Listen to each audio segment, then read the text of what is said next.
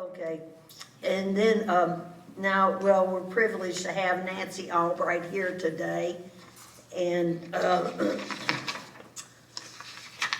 okay, Nancy was appointed by Mayor Linda Gorton to serve as the Commissioner of Environmental Quality and Public Works on April the 1st, 2019.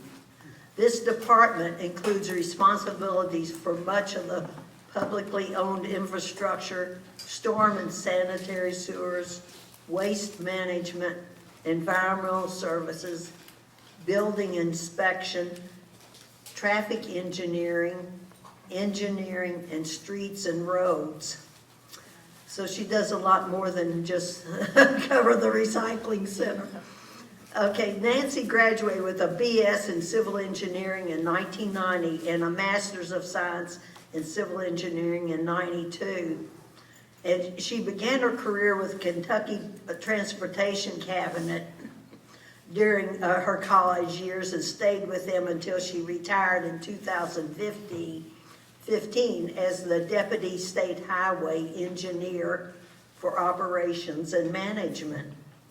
Following her retirement, she worked with the consulting firm CDM Smith and then worked with the Kentucky Transportation Center at the UK College of Engineering before joining the Lexington Fayette Urban County government. And so we'll welcome Nancy to our podium. And I need the microphone in a little different tilt. A little different angle. Well, thank you all very much. I'm excited to be able to be here and talk about something that so many of you all obviously are interested in, and for me to be able to play a small role in how the large recycling conversation comes home to the city of Lexington and Fayette County. So with that, I do want to take just a second. As you can see up there, it says Waste Management, and Pat alluded to that. That is one of our divisions, of course, in Public Works, and I'm going to start a little bigger, maybe, if you'll indulge me just for a second, because this is one of our unsung heroes in Public Works in a lot of ways. I know mostly when I hear about waste management from any of our residents, it's because something has gone wrong. So I want to take a moment to tell you some of the things that go well with our waste collection. As you can see up there, we service 98,000 homes and 4,000 businesses every week. That is about 85 to 90% of Fayette County, depending on the year and where the development has occurred. So we are not all of Fayette County, but by far most of it. And that does make us the largest municipal waste collection program in Kentucky. And as you can see, we were also one of the first to do residential garbage collection. I hope maybe at this point none of us remember the tubs on top of the head part as much. But a lot of us remember things like silver cans that sat behind the house that the folks came and picked up twice a week and returned to the back of your house, and all of those things have evolved over time to now where our garbage men and women have one of the most sophisticated trucks, at least in the city fleet, with 3 different software programs that they manage while they're running their route. So they are a good breed of guys and ladies. And then, as I said, we're the largest municipal program in Kentucky. At 231 employees, give or take, on any given week. We're the 4th largest division in the city government behind police, fire, and corrections. So we are, it is a lot of moving parts every day and a lot of moving people, of course, every day. And then, as you can see throughout, I'm going to focus not just on the traditional recycling a little bit, but also a little broader, some of what we think about as recycling or what we may forget is also recycling. I expect this group will be a little more in tune with a lot of those comments than some of the other places where we give presentations. But as you can see, we have a lot of things that we pick up and deliver to a lot of different locations. So again, starting at big picture, where does your waste go? And that's kind of, the big term. It breaks down into, basically, those are the primary 3 places where we take things. Of course, everything that goes in your green cart ends up at the transfer station by default, which then goes to an out-of-county landfill. Our landfill has been closed The last one was closed at least 10 years ago officially, so longer than that, and then the old one was closed several decades ago. So most things go to Moorhead now. And then the other two locations are the recycling center, of course, or what we call the material, the material MRF, I've forgotten now, recovery facility, that's what it is, because we don't actually recycle. And then there is the yard waste program, which is a different location, but it is also recycling. Because the city of Lexington and the residents here, a long time ago, I mean, we all remember back, I think, to a certain extent, those of us who've lived here a long time, when the city started recycling with the bin that looked like a jigsaw puzzle, and you had to put your newspapers in one, and your glass in the one, and the thing out in the bag out front, and it was a very complicated system. But the city of Lexington decided that long ago that we wanted to figure out ways to reduce what went to the landfill in as many ways as possible. And so most of the programs that you see that I'm getting ready to talk about are ways that the government has heard that comment from the greater population and tried to put programs in place to put those into action. So I'll go on the yard waste program just for a quick second. Most of us probably are familiar with the yard waste program, your gray carts if you have city collection. If you're like me and you don't live in one of the tax districts that has city garbage, then you don't get this benefit. But for those that do, that 85 or 90% of the residents, this is a definite benefit that is not available in a whole lot of locations. We have a third program that we pick up every week, and we have a contractor that we work with every year that takes the yard waste and grinds it up and turns it into mulch. And then we have about, we have 2 times a year that we give away about 5,000 of those tons that we collect. And so what you can see into, like, by the pickup truck or by the bag, you can come get it. And then they're allowed to sell anything above what the public comes to claim. So that program collects about 20 to 25,000 tons of yard waste every year. That's not going into the landfill. And then the recycling center, again, that's sort of the common vernacular for it. We collect 25 to 35,000 tons a year, most years. Again, 70-ish% of that is diverted from the landfill. Unfortunately, the single largest commodity we collect at the recycling center is still garbage. So that goes all the way through the machinery and then goes to the landfill. So, and I'll talk about that a little more. And of course, I don't know if everybody realizes that program is actually a regional program. So it started as a regional program, and then the city of Lexington took it over several years ago, but we still work with all of those regional centers. So Harrison County, Cynthiana, Frankfort, Georgetown, Jessamine County, all bring their recycled material that they want to collect to us, and then we share in the cost and the profit depending on the commodity and depending on what they bring. You know, Georgetown pulls a lot of their cardboard out, so they don't send as much cardboard so we try to make sure we balance all of that as to how we bear in the cost and the benefit of that program. And you can see there on the left a little bit about the process, and that's one of the things I'm going to talk about here is it kind of is quite a journey. If you haven't toured the recycling center, those are back up and running post-COVID, if that's ever something people would be interested in. It is kind of fascinating to watch how it all comes together. So here's a little more of a picture of how we just went through a massive upgrade a few years ago, if you remember, or maybe last year.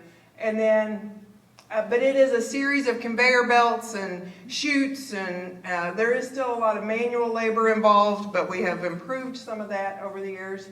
But of course, the single stream process, like I said, when we first started, it was this big jigsaw puzzle bin where we separated everything.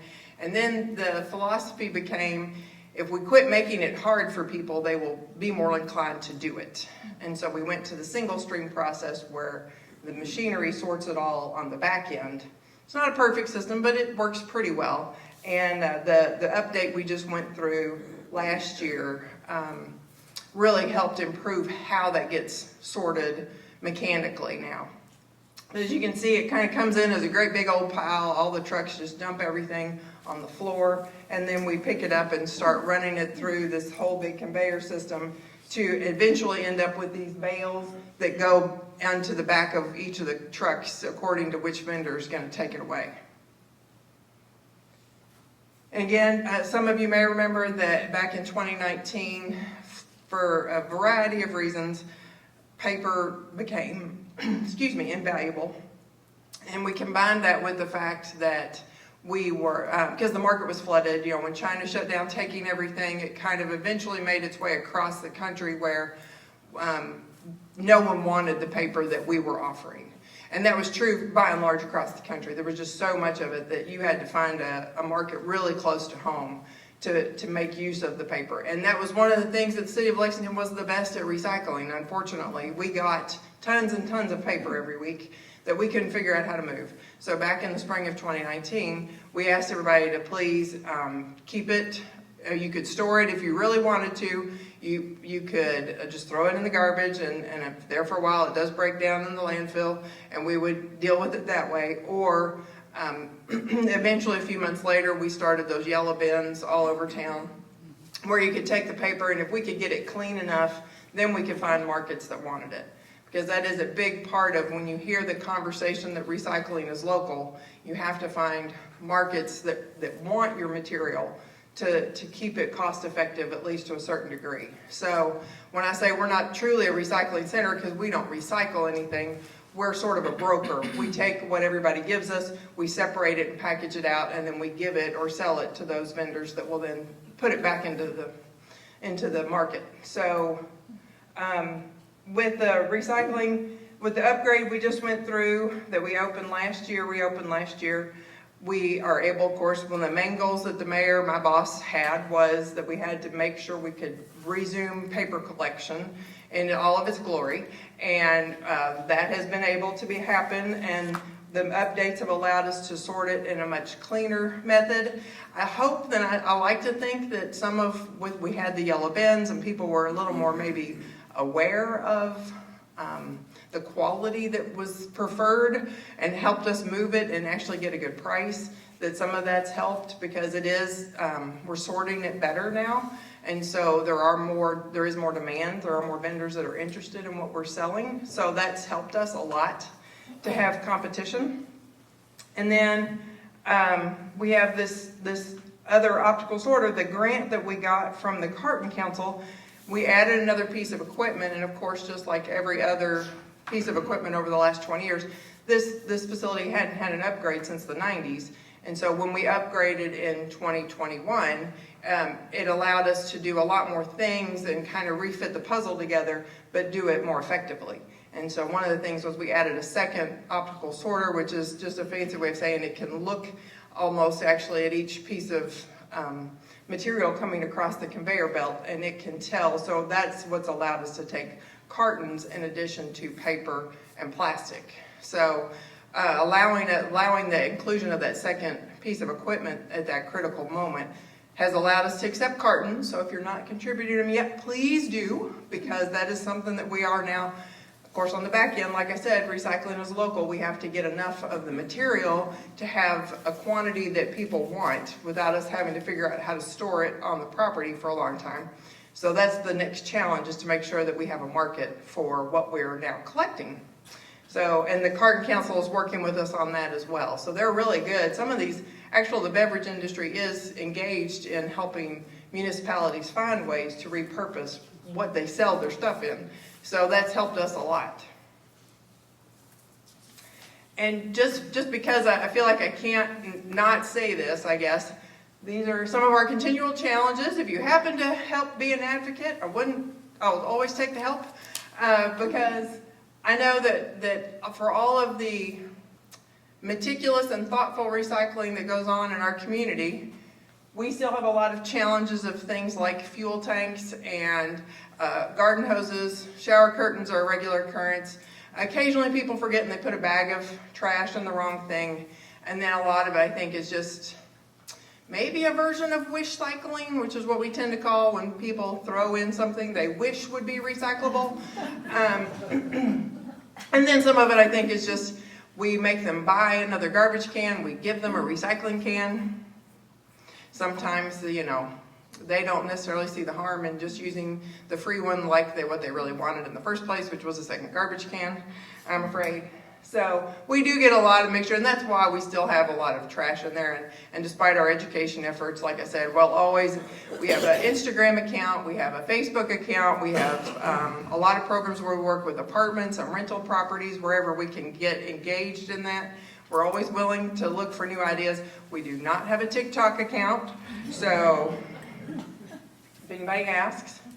And then, again, I just wanted to maybe close with some of the other programs we offer that are not traditional recycling, like at the recycling center, but things that we all know that need another home. And that Lexington's really gotten pretty good at moving some of these things away from the landfill. The electronic recycling center, what some of us still call the old Furrow building, has been up and running for decades now, and it moves about 7 tons a week. So it's not insignificant. And what I like about it, and I hope that everyone else does too, is like this time of year we'll get a lot of TVs. I know that's a shock because people will get a new TV or a new sound system, and it's bigger and better than what they had, and good for everybody. The old one still works. They bring it to the electronic recycling center, and we have a program with several different nonprofits, and if we get something that still works, they come go shopping once or twice a month. So we will actually, everything from CDs to TVs to small appliances, vacuum cleaners are a big deal, fans, air conditioning units. So if we get something like that that still works, we'll reach out to those people and let them know what we've got. So it's okay if it still works. It will find a home a lot of times. And then we have a very secure program that we get rid of old cell phones. It goes through into a locked system that is then taken away by our vendor. So it is a relatively secure, as much as one of those things can be, I feel like, managed way to dispose of a cell phone. And then a couple of our special programs that I want to dive into. A lot of people, I think, or hope, have still seen that we're doing the special holiday light collection, where what's special about it is just it's sort of obviously a seasonal initiative, and we are able to engage with some of our partners around the community that they'll put up bins, and we'll come collect it from around the community to help keep those, again, out of the recycling center, and kind of highlight that this is a special initiative that we will work with our electronic recycling vendor there at the end. They all go back to the electronic recycling center to be managed. And we usually start that around Thanksgiving or early November, and it runs through mid-January, because we know there's a whole lot of people in the world that want to put up their Christmas decorations before Halloween, and they'll start pulling stuff out and realizing things have broken somehow in the summer in the attic, and then it will keep it up for any that went out while they were taking them down. And then these are some other programs that you may be familiar with that we do on various frequencies.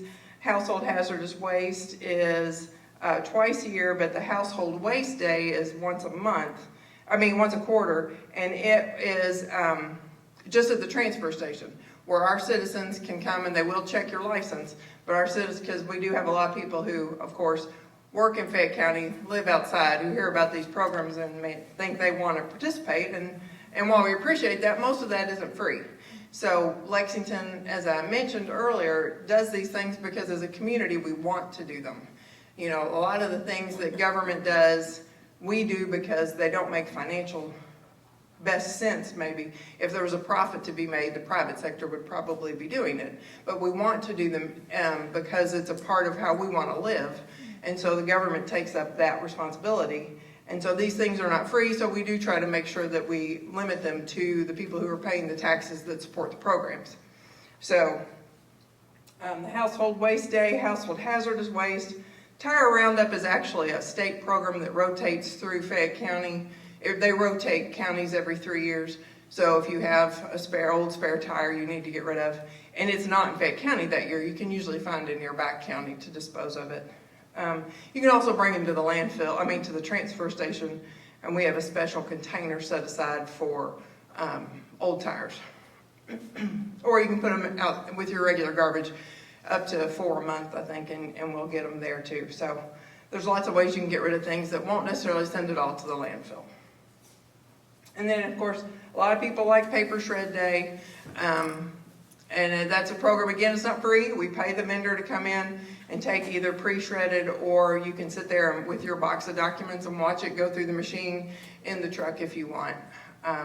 Those are both very popular. We have a few thousand people both times a year that participate in that program. And they're, like I mentioned earlier, the mulch giveaway. So here's some examples. If you've not been to Household Hazardous Waste, it's a fascinating process to watch.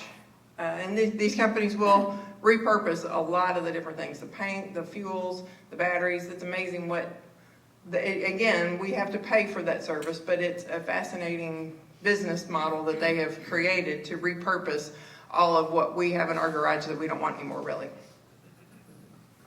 And then Paper Shred, one that I didn't mention earlier was the Gobble Grease Toss for the day after Thanksgiving.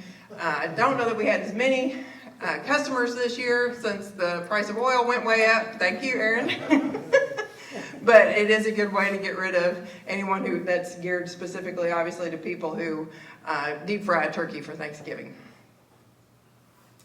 And then the Live Green Lexington is one of the opportunities. If you haven't looked at that, or you have a program where you might want to engage more, they work with a lot of school programs. They're a lot of the group that does a lot of our booth setups and our apartment programs and things like that. So they are very good. They've started, again, for people who have city garbage collection. Right now is where it's geared primarily. If you live in one of those tax districts where you get city trash, they have 3 times a year, they have a composting training program, and you get a compost bin as a part of going through the training. And you get, I was just telling Cindy, I think before, we're a rookie recycle. I just now started composting like 2 weeks ago, so I really don't know what I'm doing, but this training is kind of set up to walk you through how to do it well, I guess, right out of the gate. So if you wanted more information about any of that, I can connect you with the folks that Live Green Lexington.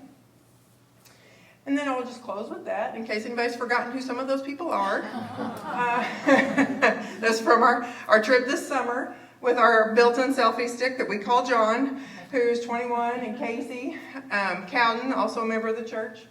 And then on the far right is my husband, James. And in the middle is our bonus, what we call our bonus daughter, our other niece, Ashley. So not Linda's daughter, but our other daughter. So with that, I'm happy to answer questions as best I can. I know that Pat and Aaron both had questions kind of specific about types of plastic, and I'm happy to walk through what I know and then take questions back and provide information back as you all may want or interested in something more detailed than that. Yes, Jan? What about soda bottle lids? You can leave the lid on. In fact, sometimes they encourage that because it reduces the little drips out of it. Yeah. The problem that we have run into is people think that they can just throw away half of a 2-liter now because they're leaving the cap on. So we're still working on the messaging for that, but we would like you to consume as much as possible. But yes, the companies, it's not necessarily that it's something they have figured out well, but they have figured out how to melt the plastic in a way that separates the cap from the bottle. So is the cap recyclable? Now that I don't know. I don't know if they have a market for that product or if they just know they can peel that piece off. Yes, ma'am. I think you answered this question for me at least one time. I can't remember if you did in our Sunday school class, but for people who shred their own documents, you don't like shredded paper. Correct. Yes, and thank you, Vicki. That was something Pat and I discussed before, and I forgot to bring that back up. The machinery, is like I mentioned, it's based on volume, and so shredded paper is so small that it just kind of falls through the cracks and ends up on the floor. So that's why we cannot really and it tends to come in bags. And as I mentioned, we have a lot of challenges with what comes into the recycling center. So unfortunately, over the years, the policy has become, for their safety, anything in a bag just gets thrown away immediately. It doesn't survive the first culling by the manual process. So since shredded paper tends to come in a bag, it will just go to the landfill. Let me get her first and then Kurt, yes. I just wondered, at this time of year, we have a lot of AA batteries. If you put a lot of Christmas decorations out. Yes. What do we do with batteries? Can't remember if those can go to the electronic recycling center. That is a better choice than the recycling center. We get a lot at the MRF, but take them to Versailles Road. Or can you just put them in our garbage? Is that Yeah, you can. advisable? Mhm. The Battery Plus store out on Richmond Road, and I've forgotten, they have 3 categories on the website. There's some stuff you pay them to take, there's some stuff they'll take for free, and there's some stuff they will actually pay you for. I Okay. think it has to do with, alkali, Sure. lithium, and whatever else, but could you take bags of shredded stuff to the shred days? Yes, you can take your own shredded bags to paper shred. Yeah. Mhm. Okay. Yes, ma'am. Some boxes have kind of a waxy surface on them. Yes. You can take that now? Yes, that is true. All right. Second question, Say it again? Even though they're white? Yes, ma'am. Yes, the vendors will still take them now. Mhm. we have heard that Lexington doesn't have a market for its plastic. So it doesn't matter that we're recycling because there's no one to sell it to. True or false? I've not ever heard that. So I don't know where that sentence came from, but Lexington sells its plastic. The market is very volatile. All of the markets are. Sometimes we're getting almost no money. Sometimes we're paying to move it, honestly. And that's when we actually send a bill to our regional affiliates. But we've never landfilled a bale of plastic that I can recall. I'm sorry, yes. Types of plastic. Yeah. 1 and 2, you can recycle. Sort of, yes. 5 is very common in a lot of dishes. And from a Wall Street Journal article talking about prices, I thought it indicated that there was a market, at least at that time, for that type of plastic. Well, that's the part where it speaks to the recycling is local. We did a pilot program of what we called 3 through 7, and we gathered several bales of just the wish cycling that comes through, and people still throw their blueberry container in there hoping that we'll do something different with it. And there for a while we did. And we marketed it to a vendor in Ohio, I think, for a while, but it was just not cost effective at the time for the volume we were getting, and we don't have the space to add that very easily. So it would have to be something we would have to move consciously and with an investment to do. So, and then the 1 and 2, the reason I say 1 and 2 is sort of recyclable is because, again, sometimes you'll see 1s and 2s on things that aren't bottles and jugs. And the vendor that we have lined up that will take our plastic wants bottles and jugs. They want that type of plastic that makes that so that, and then there's the former plant manager that retired told me one time, if the neck is smaller than the rest of it, that's an indication of how the plastic was constructed or manufactured. It wasn't stamped, it was blown or something like that. And those are the plastics we want, the ones with the neck smaller than the body. Yes, John, I'm sorry. Tell me, please, is there an exchange, or who determines the pricing? Because there's lots of different vendors. Right. Is there a common exchange? There is a common exchange that we use as an indicator for the vendors that we work with. And that indicator, there's a recycling market index. And it of course breaks paper down into 25 categories of paper and then regionally. But I think a lot of recycling centers will do this. They'll pick the one that's kind of closest to what they have, like ours is office waste. And then we'll go from there because that's the indicator of white paper basically, or newspaper. Yes, ma'am. Caps on? You leave the caps on now, yes. Yes. Joe? This is a 1, but it's, See? but right now it's not recyclable here. Right, right. Our vendor does not have a purpose for that right now. Did I see a hand on this side? Yes. Yes. I saw an article, excuse me, that, like, this time of year, there's a lot of Christmas wrapping paper.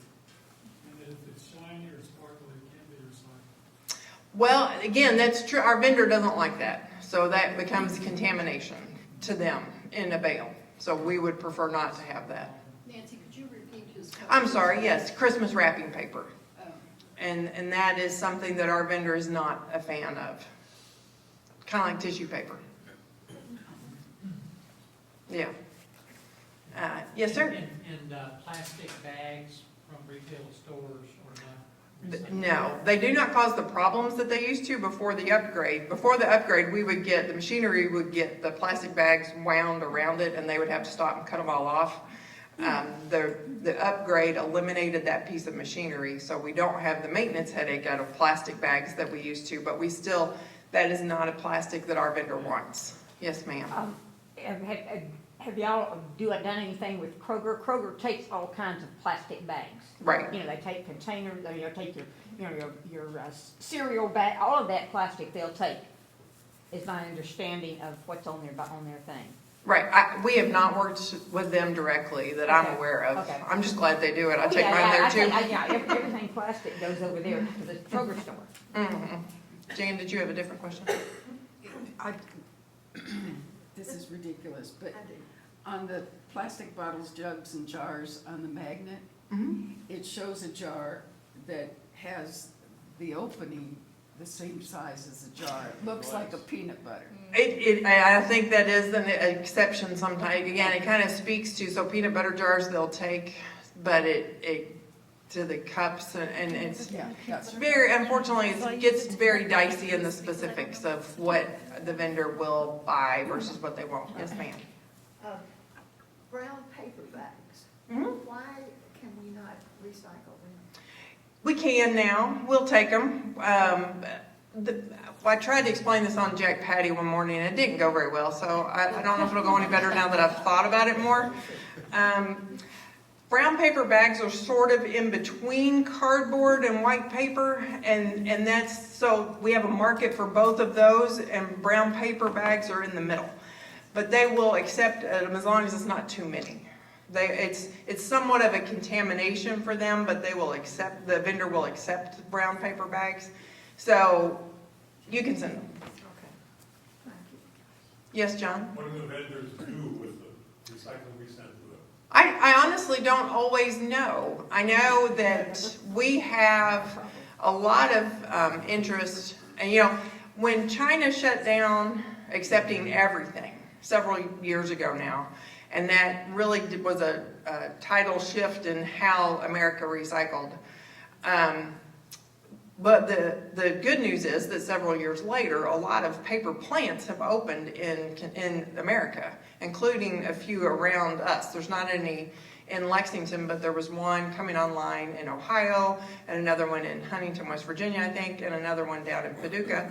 And so that's why our paper has become a little more valuable, and they're willing to work with us because the toilet paper shortage really increased the value of what we send to the recycling center because it got turned into toilet paper.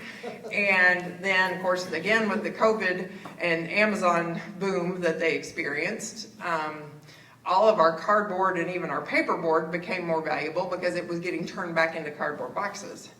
According to, again, the retired plant manager, you can use that pulp so many times and it breaks down a little bit each time, so you can turn it back into cardboard so many times, and then it becomes paperboard, and then it becomes whiteboard, and then it becomes paper, and then it becomes toilet paper. So it does have a thing that it goes through. What about the eggs that come in the already reconstituted cardboard? Can you do those again? As far as I know, we can take those. I send mine. Right. So, anybody else? Yes. Aluminum. What about like pie tins or? Yeah, so far they only want the cans that I've been able to tell. We have a strong market. We actually make almost the most money off of aluminum, even though it is like the smallest percentage besides steel of material that we get. But aluminum cans are very valuable. Those folks have not wanted any other aluminum so far. One of the efforts, and I don't know if this is something we want to look at more, back over the summer, one of the conversations we had out in Monterey with the youth group was that why can't we figure out, like as a church, that we want to take the aluminum tins and do something with them, even if the recycling center won't. And that's something that I had spent a lot of evenings kind of chewing it around in my head of, should we talk to somebody like Baker and figure out how would we package it as a community in a way that somebody else would want? But that's sort of the challenge with aluminum tins and aluminum foil is, so far I haven't figured out a market to move that. So don't put your tinfoil in the recycling. Please, yes, don't put your tinfoil in. That was a badly phrased response, but do not put your tinfoil in the recycling bin, yes. Yes, ma'am. On the aluminum, on the cans, Mhm. do you want the labels off of them, or can you just? No, they'll take care of that. Mhm. Yes, Elizabeth? I have spent the last couple years trying to get my children to stop putting those individual wrapped yogurt containers come with a cardboard around them, frozen pizza boxes into the recycling. But what you just told Brenda was that stuff can go in the recycling. Retrain your children. And I get it. It I is. have a picture on our recycling bin, and it does not always matter, but I do try. I understand. I Okay. live with one of the worst recyclers I know, so I feel it. But and it has changed. We used Okay. not to want pizza boxes if they were dirty. Again, So part even- of, Even like a restaurant pizza box can go in there, greasy Even and if all. it's dirty? if it's not too greasy, I mean, I hate to put it that way because that's a judgment call. You can but- tear off the bottom though. But and that's- they have figured out again, when cardboard and paper got more valuable, they've started figuring out ways to eliminate the parts they don't want from the Really? parts they want. Okay. So, What about yes, the yogurt that comes in Okay, the I'll stop yelling plastic at kinds of things? no, that's still in the, Okay, well, they yeah, don't but want that. I had just been putting them in the trash can. Okay, so I continue. You're to do that. right, please, because for better or worse, it costs us about $40 a ton to send things to the landfill, Yeah. which is actually a really good price. It costs us about $75 to send it to the landfill after it's run through the recycling center. Well, that's good to know. So yes, the less we process that ends up in the landfill after the recycling center, the better. Yes, sir. There's a major problem in retraining us to do things right. Yes. You have psychologists working with you? We have teachers, we have former teachers, but we do not have psychologists. That's a great question to help with the training, yes. Okay, so kind of on that though, how are you all communicating? This is the first, I mean, gosh, how often do I talk to you? This is the first I've heard that I can now start throwing my milk carton in there. So how, and I'm on the Facebook and the Instagram, so how do you communicate some of these changes? Well, I am always open to changes. I was advocating for a TikTok account there at one point because, not present questioner aside, I don't know how to talk to our niece, Ashley. She never watches local TV, and that's still a lot of how we deliver our messages on ads. We do work with some radio stations. We work with the mailers that everybody gets, that again, our niece owns a property in a tax district that gets city garbage. She gets these things, and I don't think she gets her mail but once every other week. And so she never pays any attention to what we've told her, and it's already too late. So we are always open for new ways to communicate, no matter the generation, because I know we still struggle to reach everybody with the right message. So yes, ma'am. I know that putting yourself, and I have told several new neighbors when they move in, call the city and put yourself on the list. I get a text from the garbage thing, I get an email when that happens. I get information sent to me on my phone, which is what I live on. Yes, and that's a very good point, Vicki. If you are not signed up for the 311 alerts, we will reverse contact you through 311 with changes in collection days, things like that, events that are coming up. Those come out. Yes, ma'am. I think you all do a fabulous job. Oh, yeah. Well, thank you. I mean, really, during Christmas and the holidays, we knew when, most of us, if we read what came in the mail, Did we get the knew when to put our garbage out. Yes, thank you very much. I appreciate that. It is. I think sometimes it's the whole, I see my neighbor doing something. Do I need to be doing something? Which is also okay. I know talking again about 311, which is what I like about it, because I live kind of on a corner.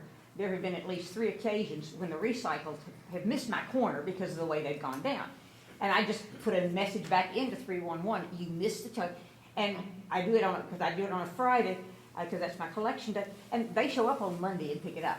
So, you know, it's a communication system that goes Yes. both ways. Yes, thank you, yes, and they will, if it's after 3, or if they know they've missed it, at some point, you'll automatically get on a list for a later pickup. Let me get Cindy and then I'll come back.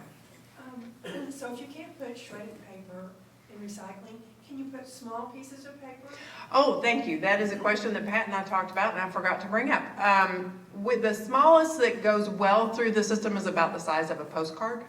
Okay. So anything smaller than that might make it all the way to the bale and it might not. Okay. It might end up on the floor. Yes. Well, Go ahead, Pat. sheets, or we sort of discussed it, and you could put shredded paper, because I have examples up there. You could put it in an envelope or something like that and seal it. Mhm. Two-part question. What's your greatest joy in what you do, and what's the damnedest frustration? Are we still recording? I would think in a lot of ways the answer is both, and it's people. Solving problems, especially when you can do it right then and make someone's day better, is awesome, right? For all of us.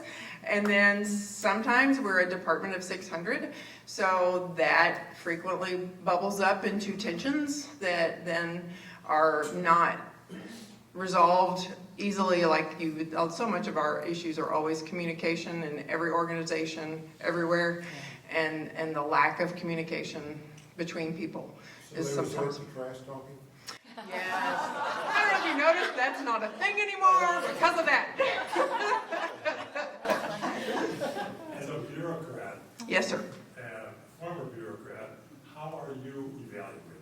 What are they looking for from you to say, good job, or you need to be working on this? It's a tough job. Well, thank you.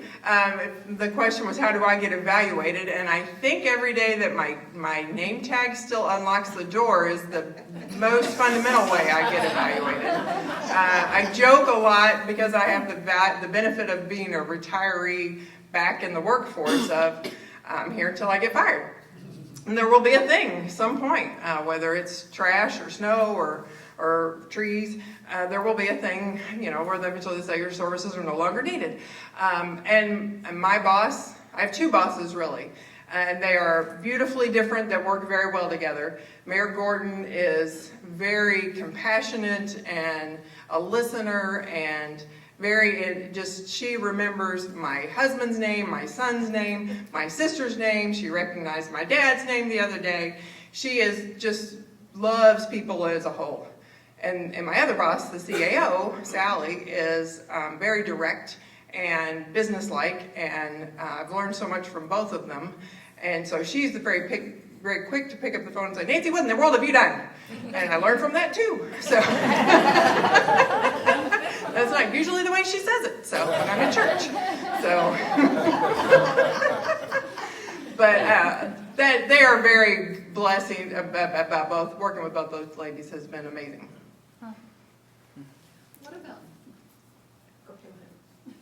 What about putting paper in recycling that has information, say just your address or phone number? I mean, that's a personal, I feel like for the most part, that's a personal level of comfort. So I know I tend to tear a lot of things in half and only tear half of it away, depending on what it is.